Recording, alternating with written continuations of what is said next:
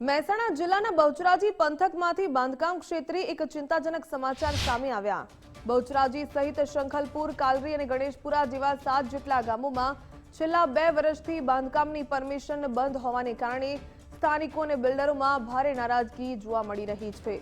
સરકારે ઊંચી ફી લઈને જમીનોને એને એટલે કે બિનખેતી તો કરી દીધી, પરંતુ ઓથોરિટી દ્વારા નકશા મંજૂર કરવામાં ન આવતા વિકાસના કામો અટકી પડ્યા।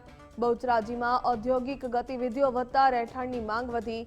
ક્રેડાઈના સભ્ય નરેશ ઠક્કર અને બિલ્ડર રાજેશ પંચાલના જણાવ્યા મુજબ છેલ્લા 2.5 વર્ષથી પ્લાન પાસિંગ બંધ હોવાથી બિલ્ડરો, મજૂરો અને વેપારીઓ આર્થિક સંકટમાં મુકાયા છે।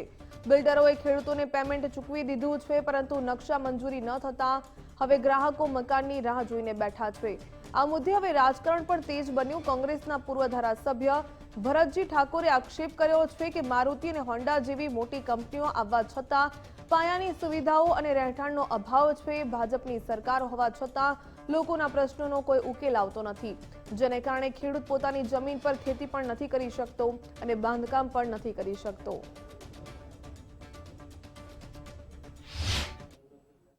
જે તે વખતે આજથી 2 વર્ષ પહેલાં બહુચરાજી વિસ્તાર એટલે બહુચરાજી આજુબાજુના 7 ગામની એક ઓથોરિટી બની છે।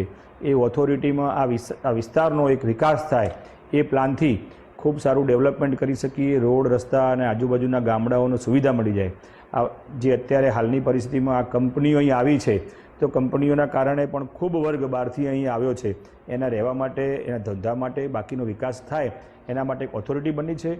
અને ઓથોરિટીની સ્થિતિ એવી છે અત્યારે ઘણા સમયથી એનું પાસિંગ બંધ છે। તો અમે સરકારમાં પણ ક્યાંક ને ક્યાંક રજૂઆતો કરી છે અને ક્રેડાઈ ગુજરાતમાં આની અમે રજૂઆત કરી અને ક્રેડાઈવાળા સરકારમાં વાત કરવાના છે। છેલ્લા 2023થી આની ઉપર બેન લગાવવામાં આવ્યો છે। આજુબાજુના ગણેશપુરા, કાલરી, ફીંચરી, શંખલપુર એવા 6 જેટલા ગામોની અંદર સરકાર દ્વારા જ્યારે બેન લગાવવામાં આવ્યો છે ત્યારે ઘણી બધી તકલીફો પડી રહી છે। અત્યારે હાલ પંચાયતથી પાર્લામેન્ટ સુધી ભારતીય જનતા પાર્ટીની સરકાર આવી છે અને સ્થાનિક સ્વરાજ્ય ચૂંટણીમાં પણ એમની બહુમતી આવી છે। લોકોએ બહુમત આપ્યું છે, પણ લોકોના પ્રશ્નો કોઈ સાંભળતું નથી। લોકો પરેશાન છે। ત્યારે બહુચરાજીની જે જનતા કહેવાય એ જનતાનો સવાલ છે કે આ સરકાર કેમ અમારા સાથે આટલો ભેદભાવ